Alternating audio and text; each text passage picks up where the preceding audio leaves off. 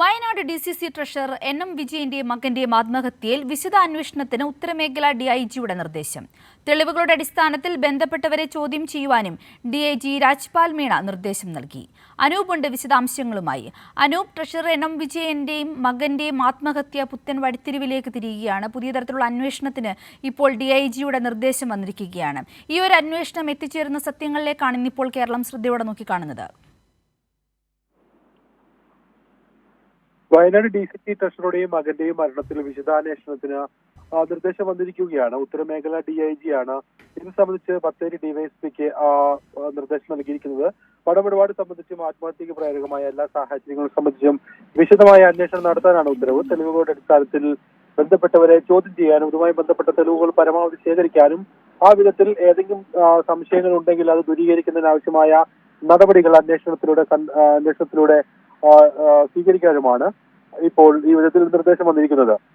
DIG Rajpal ഉത്തരമേഖല DIG Rajpal മീണയുടേതാണ് ഈ വിധത്തിലുള്ള നിർദ്ദേശം. സംഭവം സംബന്ധിച്ച വലിയ ആരോപണങ്ങളുടെയും അത് സംബന്ധിച്ച മാധ്യമ വാർത്തകളുടെയും എന്ന അടിസ്ഥാനത്തിലാണ് ഈ ഉത്തരവ്.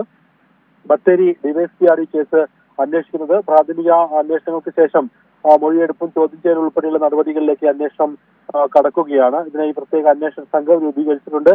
ബത്തേരി ഡിവൈഎസ്പി മുഹമ്മദ് ഷരീഫിന്റെ നേതൃത്വത്തിലുള്ള 7 അംഗ സംഘമാണ് ഇത് സംബന്ധിച്ചുള്ള അന്വേഷണങ്ങൾ നടത്തുക. ബത്തേരി അർബൻ ബാങ്ക് നിയമന അഴിമതിയുമായി ബന്ധപ്പെട്ട് ഉള്ള സംഭവ വികാസങ്ങളാണ് ആത്മഹത്യക്ക് പിന്നിലെന്നാണ് പ്രധാനമായും ഉയർന്ന ആരോപണം. ഇത് സംബന്ധിച്ച് നടന്ന പണമിടപാടുകൾ ആ വിധത്തിലുള്ള രേഖകൾ സംബന്ധിച്ചാണ് പോലീസിന്റെ അന്വേഷണം കാര്യമായി ഇനി ഈ വിധത്തിൽ ഉണ്ടാവുക എന്നുള്ളതാണ് നമുക്ക് ലഭിക്കുന്ന വിവരം. ഏതായാലും IC ബാലകൃഷ്ണനെതിരെ പ്രത്യക്ഷത്തിൽ ഈ വിധത്തിൽ ആരോപണങ്ങൾ വരുന്ന സാഹചര്യത്തിൽ വലിയ വിമർശനങ്ങളും പ്രതിഷേധങ്ങളും എല്ലാം വയനാട്ടിൽ വരികയാണ്.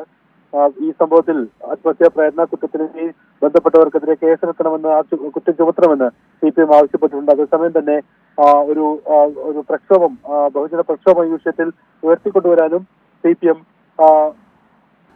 തീരുമാനിച്ചിട്ടുണ്ട്. നാളെ ബത്തേരി MLA ഓഫീസിലേക്ക് ബഹുജന മാർച്ച് CPM നടത്തും. തുടർന്ന് ഇടത് യുവജന സംഘടനകളുടെ പ്രതിഷേധം ഉൾപ്പെടെ നടക്കും ബത്തേരിയിൽ. ഏതായാലും മരണം സംബന്ധിച്ച് ദുരൂഹത ശക്തമാകുന്നതിനിടെ ഇതിനെ സംബന്ധിച്ചുള്ള രേഖകളും അതുമായി ബന്ധപ്പെട്ട ചില കത്തുകളും എല്ലാം പുറത്തു വന്നിരുന്നു. പണമിടപാടിൽ താൻ ഇടനിലക്കാരനായി പ്രവർത്തിച്ചുവെന്നും എന്നാൽ പണം നേതാക്കൾ വാങ്ങിയതിനു ശേഷം അർബൻ ബാങ്കിൽ ജോലി നൽകുന്നതുമായി ബന്ധപ്പെട്ടുള്ള കാര്യങ്ങളിൽ നടപടി ഉണ്ടായില്ല, അത് പരിഹരിക്കണമെന്ന് ആവശ്യപ്പെട്ടുള്ള പരാതികളാണ് പ്രധാനമായും അദ്ദേഹത്തിന്റെ ഭാഗത്തുനിന്ന് ഉണ്ടായത്. അത് KPCC നേതൃത്വത്തിന് മുൻപാകെയും ഉണ്ടായിരുന്നു. ഏതായാലും ഈ ആരോപണങ്ങളെല്ലാം ബന്ധപ്പെട്ടവർ നിഷേധിക്കുകയാണ്. പുറത്തു വന്ന രേഖകൾ വ്യാജരേഖകളാണെന്ന് IC ബാലകൃഷ്ണൻ പ്രതികരിച്ചു.